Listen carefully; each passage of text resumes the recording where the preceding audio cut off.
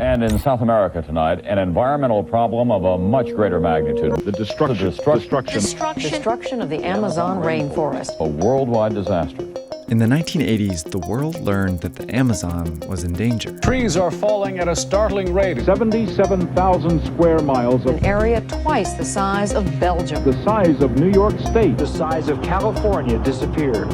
And why it was so important to save it. 1/5 the oxygen we breathe. 20% of the world's fresh water. Half of the species of life on Earth is in these forests. It's an ecosystem the entire world needs for its survival. By the 1990s, it seemed like it was too late. The destruction accelerates. More than twice as fast as previously believed. Virtually impossible to control. Once it is gone forever. Then something changed.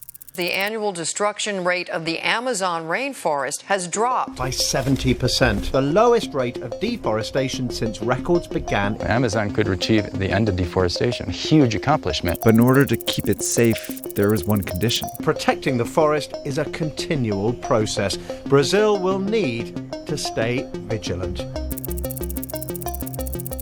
But it didn't.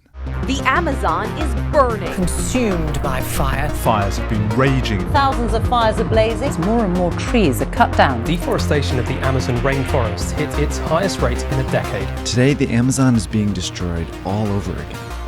The question is, can it be saved this time?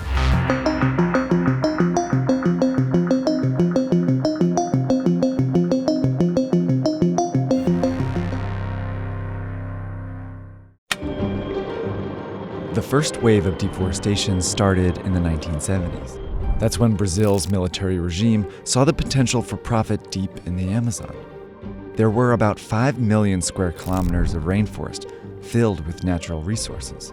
Amazonia's ores and minerals, food, fiber, and forest resources are vast. But most of it was inaccessible. So the government started building the Trans-Amazonian Highway, an ambitious project that would run for 3,200 kilometers connecting remote parts of the rainforest. At the time, most of Brazil's population lived in the southeast, in cities like Rio de Janeiro and Sao Paulo.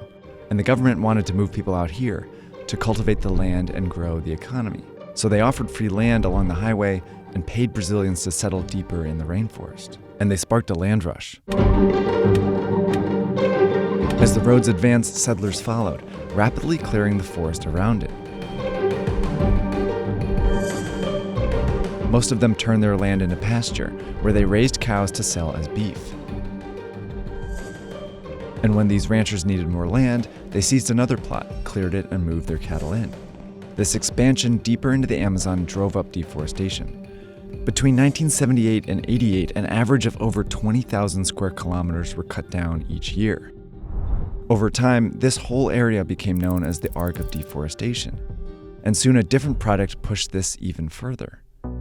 People around the world were eating more meat, decade after decade. That trend raised the need for more soybeans, which served as a high-protein feed for farmed animals. This created a huge opportunity for countries most suitable for growing soybeans, and Brazil cashed in. Soybean exports from Brazil shot up in the mid-90s, boosting the economy.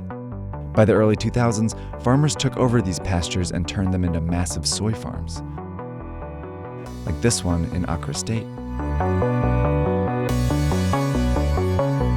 A minha fazenda eu comprei ela em 2000, porque eu queria partir para fazer agricultura.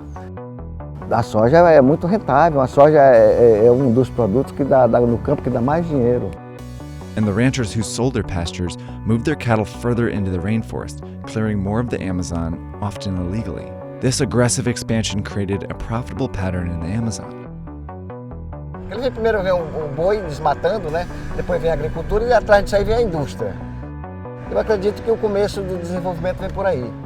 But it came at the cost of the rainforest. By the early 2000s, Brazil's beef and soy industries were driving a booming economy, as well as unprecedented rates of deforestation, which caused this arc to expand further north. The staggering deforestation in the Amazon attracted fierce resistance from environmental groups. An area of ancient forest the size of a football field is destroyed every 2 seconds. The Brazilian government, under President Lula da Silva, finally stepped in. Já em 2003 percebemos que esse tipo de situação não se combate apenas com ações emergencial. This is Marina Silva. She was Brazil's environment minister in 2003, where she helped craft a plan to stop deforestation. Então nós resolvemos atacar as causas. It started with the government expanding the amount of rainforest under protection. At the time, only about 28% was protected and there was very little oversight. But this new plan added more reserves where business activities were strictly banned, and also created more sustainable use reserves, where some businesses, like Brazilian nut harvesting and rubber tapping, which didn't destroy the rainforest, were allowed. More land was also demarcated for indigenous people who preserved the forest. Over time, hundreds of new protected lands were added, transforming the Amazon into a shared and sustainable space. Com base nesse uso e nesse manejo sustentável, começou-se a pensar uma ideia de preservação, de conservação dos recursos naturais que fosse capaz de integrar numa mesma equação economia e ecologia. Eventually, almost half the Amazon would be put under some form of protection, while the rest of it remained a mix of pasture, farms, and rainforest. To prevent further deforestation here, the government strengthened the forest code, which said landowners could only clear 20% of their private land. This law was monitored by the Forest Service, which was part of the Environmental Ministry, which had jurisdiction over all these protected lands. And the key to enforcing this entire plan was strengthening IBAMA, a police agency that would track and fine people for illegal deforestation. Na agenda de combate a práticas ilegais foi trabalho feito em parceria, fazendo processo de investigação, utilizando a inteligência para incidir sobre os crimes ambientais e as organizações criminosas. And the plan showed results, with deforestation rates falling by more than half in 2006. At the same time, an activist movement was forcing the agricultural industry to make a change. Major food companies started feeling pressure from consumers for participating in deforestation. So several got together and in 2006 signed a soy moratorium, which meant they could continue to operate within existing farms, but they wouldn't buy soy from any newly deforested land in the Amazon.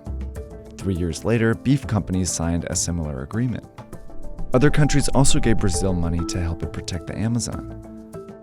So under all this protection, deforestation rates plummeted to historic lows. And yet, Brazil's soy and beef industries continued to grow thanks to more efficient techniques. Ranchers started growing crops on their existing pastures, and farmers planted 2 crops a year on their land instead of 1. Brazil had found a way to make the Amazon both productive and protected. But there were some who still wanted it to be a more profitable place. The Ruralistas, a group of conservative politicians who represent the interests of the agricultural industry, including farmers and ranchers, started gaining influence in Brazil. In the early 2000s, they had about 17% of the seats in Congress. But by 2012, they had about 30%, enough power to push President Dilma Rousseff to weaken the forest code, which allowed landowners to get away with clearing more land. In 2016, they pushed President Michel Temer to slash Obama's budget. They also helped him pass a law that made it easier for people who illegally seized land in the Amazon to keep it. These changes emboldened some people to seize and clear the rainforest again. And that led to a rise in deforestation rates. In 2018, as the Ruralistas controlled 44% of Congress, Jair Bolsonaro, a right-wing congressman and ally to the Ruralistas, was elected president. O homem do campo não pode continuar sendo penalizado. O agronegócio é uma das poucas coisas que está funcionando em nossa economia. On his second day in office, he transferred the Forest Service, which monitors the forest code, to the Agricultural Ministry, led by a Ruralista. He's also worked to systematically weaken the Environmental Ministry. Under Bolsonaro, deforestation has increased significantly in 2019, most of it taking place in these protected areas. Setting fires is a common way to clear land, and in August 2019, over 30,000 fires were burning in the Amazon, 3 times as many as August 2018. Many set illegally by ranchers, farmers, and landowners, emboldened by the government's new stance on the Amazon. But this time, the Amazon is unlikely to survive another wave of deforestation.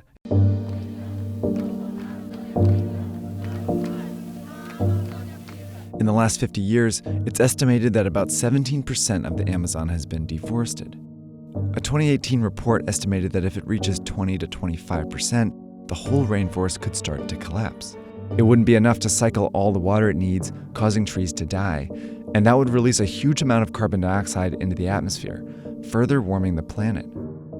But in Brazil, many politicians and agricultural businesses continue to ignore the science for the sake of profit. Então a natureza é renovável, Deus sabe o que faz, o homem não vai... Se está destruindo, é a meta do mundo, tem que ser destruído mesmo. Gostaria de ver essa floresta aí, porque ela é uma floresta muito rica, né? Mas o meu desejo mesmo era ver ela do jeito que estou vendo aqui, minha fazenda, minha propriedade aqui. Ela toda no chão. Lugar de cultura, é lugar de beleza, é lugar de aromas, de texturas, de vida. Então é algo que deve ser preservado. Clearing the Amazon for short-term gains overlooks the fact that the planet as we know it wouldn't exist without this rainforest. And it's why this place was saved once before.